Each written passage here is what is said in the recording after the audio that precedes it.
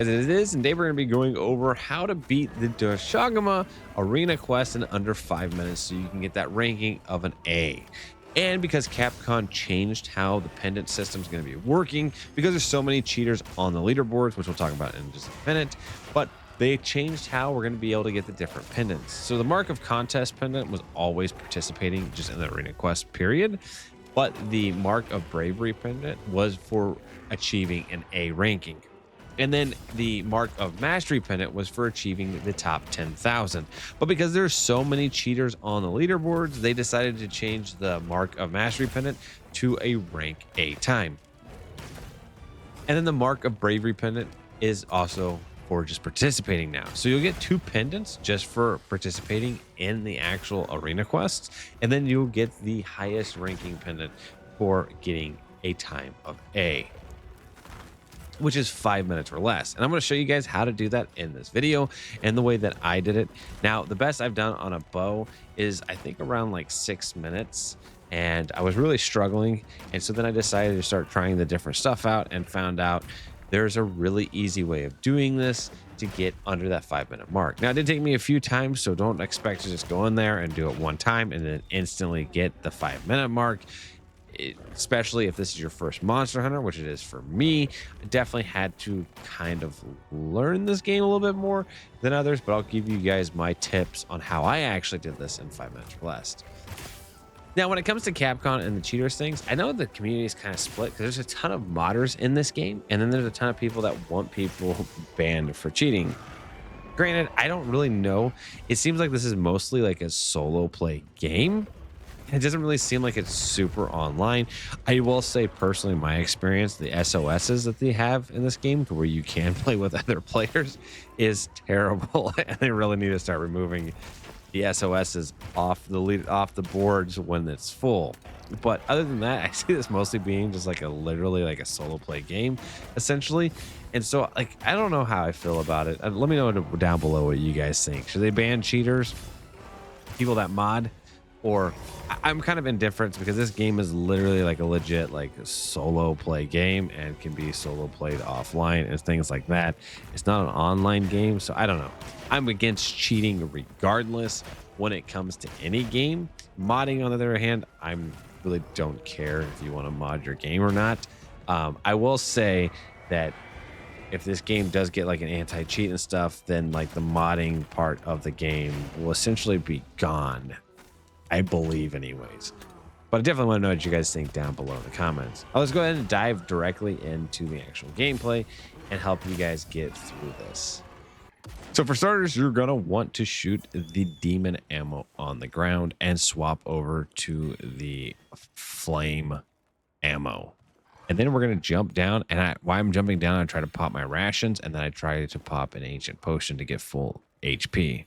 Now in this fight, I did die here, and it didn't matter. I still beat the time. So if I wouldn't have died, I probably would have got a lot better time.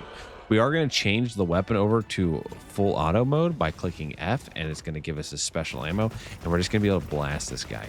Now, the biggest key here is you're going to want to try to kind of kite the boss into the NPC, Olivia. She's got a big giant hammer, and she'll bash this guy in the face, and what ends up happening is she knocks him out, and she also flips him over quite a bit. If that does happen, what we want to do is we want to swap to our mount and grab the longsword. And hopefully by this time, when she does knock him out, or he gets knocked out and rolls over on his back or whatever, and they're yelling, "Helpless, save me." When he's in that state, hopefully there'll be some weak points on his body. So when you swap to the longsword to do some damage, we're also going to be able to hit those weak points when he starts to get up and hopefully knock him back down. And that's the whole play here. We pull out the longsword just to do a bunch of beefy damage here because we can whack him a few times, hopefully get some weak points opening up. And once we do, we're going to go for those weak points with that longsword.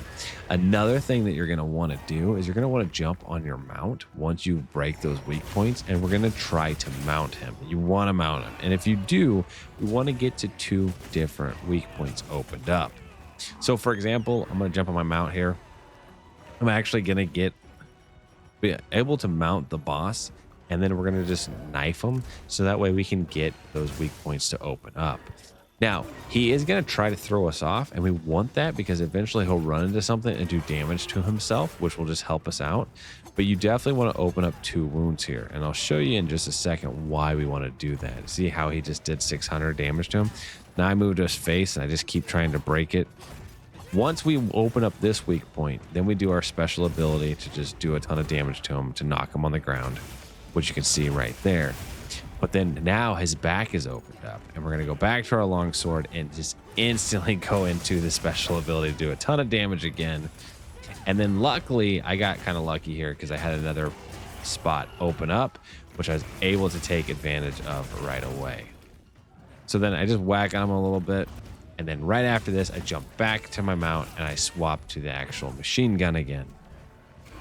And I just go on doing as much damage as possible. Now, as I was saying, I did beat the timer and I did get an A, and this is the easiest way that I could figure out how to do this. Now, I did have a death in this and still beat the timer, so you don't even have to like have a perfect run where you don't take damage or whatnot.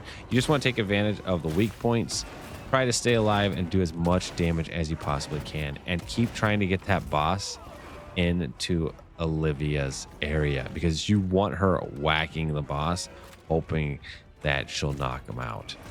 But that's essentially the video, guys. Hopefully you guys enjoyed this. Hopefully this helped you. Let me know down below in the comments what you guys think of this tutorial, if it helped you out in any ways. Definitely consider subscribing because I plan on doing a lot of stuff with this YouTube channel, and I have an idea that I'm throwing around that I might start doing maybe once a week on top of the other videos that I do, and hopefully the YouTube channel will blow up. I don't know, we'll see. I can be optimistic, I guess, but I'll see you guys in the next one.